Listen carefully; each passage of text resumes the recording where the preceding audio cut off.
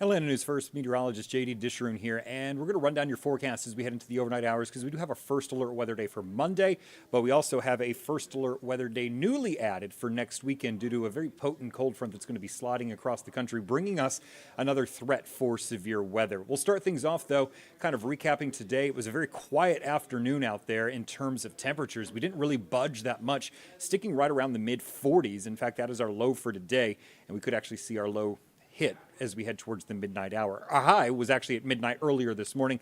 That was 58 degrees, and we're going to see, again, another cool day tomorrow with those showers still in place across the region. Meanwhile, looking outdoors right now, we're at 49 degrees. So again, not very far from that low temperature, and you can see out at the airport, very dreary skies in the background with just a few isolated sprinkles. We've picked up about a third of an inch of rain for today, but the winds have been picking up, and that 49 feels like 45 degrees. Here's a live look at the radar right now. We're going to continue to see showers move through as we go into the overnight hours. We did get a little bit of a break this afternoon, but you can see showers and storms building back out towards the west. I do think we could see a few flashes of lightning and rumbles of thunder in our viewing area. I think, though, the bigger threat for that is going to be south of Interstate 20.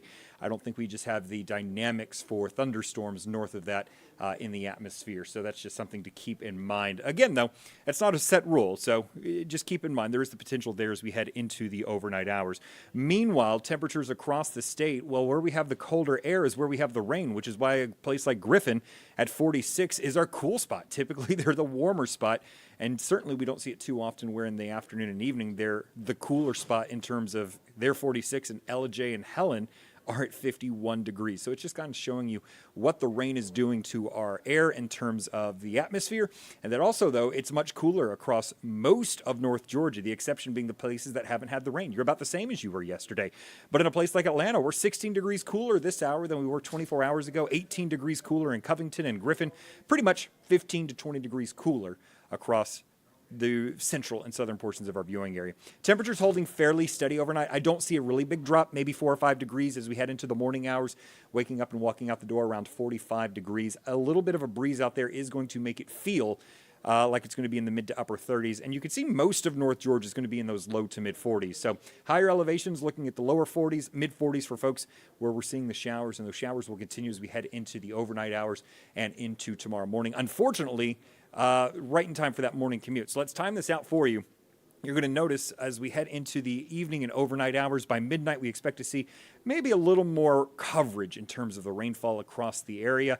And it's going to continue to, unfortunately, spread out as we go into the morning commute. So I do expect a lot of at least light rain across the area. Again, this is not like a big, huge deluge, but we all know you don't need a lot of rain to really mess up the commute in the morning. So I would definitely give yourself a little bit of extra time before you head out and walk out the door.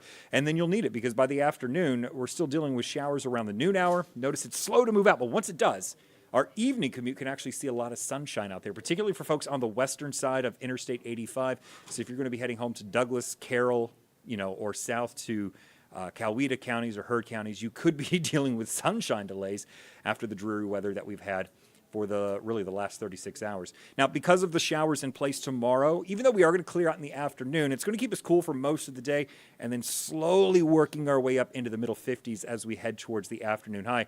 Notice there are a few places in northwest Georgia and northern Georgia that are going to see the 60s. That's because the showers are going to be moving out of your area earlier and allow for a quicker warm-up a little bit earlier in the day. So that's why Ellijay's at 60 and Rome up at 65. That's an indication of some of the warmer air that's going to be moving into our area as a whole as we move into Tuesday. In fact, let's take a look at that. So tonight and into tomorrow, obviously that low pressure kind of skirts around. We get hit with the backside stuff as we go through the morning hours. But once it moves offshore on Tuesday, you've seen this map before. I don't have to change too much on it because it's a pattern that's really repeated itself over the past several weeks.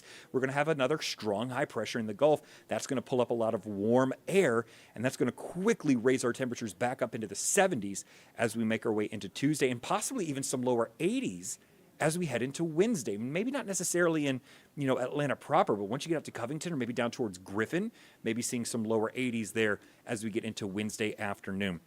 Overall, though, let's focus in on your forecast on Wednesday. Look at this. 78 in Atlanta, 79 in Rome, 79 in Eatonton, 75 in LaGrange, 77 in Helen as well. Now, Thursday, we have a weak disturbance pushing through. Could give us a little chance of rain. I'm still not biting too much on it. I think, though, what it will do is bring in some cloud cover and drop our temperatures just a bit, not because of a front, but just because we have the clouds in place. But notice by Friday, we're back up. 77 degrees there, and then 78 on Saturday. But that is our next first alert weather day. And this is going to be for a system that's going to develop into the plains. It's going to be a very strong system for this time of year. Could actually be seeing some record-breaking low pressures across portions of the upper Midwest. So that just gives you an indication of just how strong this cold front and the low pressure associated with it will be. We could see a few isolated showers earlier in the day. The big story, though, is going to be the line of showers and storms that push through with the front. Models a little bit off on timing now. This is the Euro. It has it coming in late Saturday into early Sunday. The GFS, the American model, has it coming in early Sunday morning. So that's why we have both Saturday and Sunday as those first alert weather days. We'll narrow that down when we get a better idea of timing over the course of the next 24 to 48 hours. The Severe Prediction Center has already put the western half of our viewing area under a threat for severe weather Saturday night into Sunday morning. Again, they don't usually offer this out 7 days in advance, so it's a good idea that we all have an idea that this is going to be a very strong system with the potential for giving us severe weather into the overnight hours. It's a little too early to tell exactly what type, exactly where, exactly when.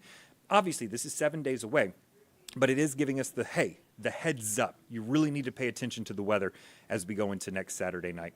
After that, again, first alert weather day for Sunday, because a lot of this could happen Sunday morning as well. But beyond that, Sunday starts to clear out really quickly behind that front. And we're going to notice temperatures will cool down just a bit as well. I believe that 70 degrees for the high is going to be the high, but it's going to be when we have those showers in place in the morning.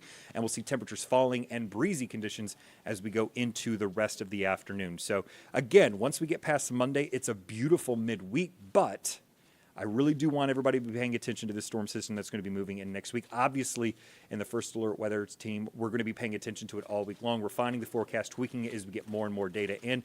The key day to watch out for is going to be Wednesday into Thursday in terms of model data, because that's when we start to get our higher resolution models in, and that's really going to help us pinpoint that severe threat, exactly what those threats are, and when they'll finally be moving into the area. But for right now, a good ballpark is going to be Saturday night on into Sunday. And don't forget, you can always download the First Alert Weather app. You want to search for First Alert Weather in your iOS or your Android store. You can get hour-by-hour forecast, but also the live radar in the palm of your hand. And more importantly, for overnight events like next weekend, it will send you those weather warnings and help alert you when severe weather is on the way. So for that, I am meteorologist J.D. Dishroon. I will be back at 10 and 11 on Peachtree TV and Atlanta News First.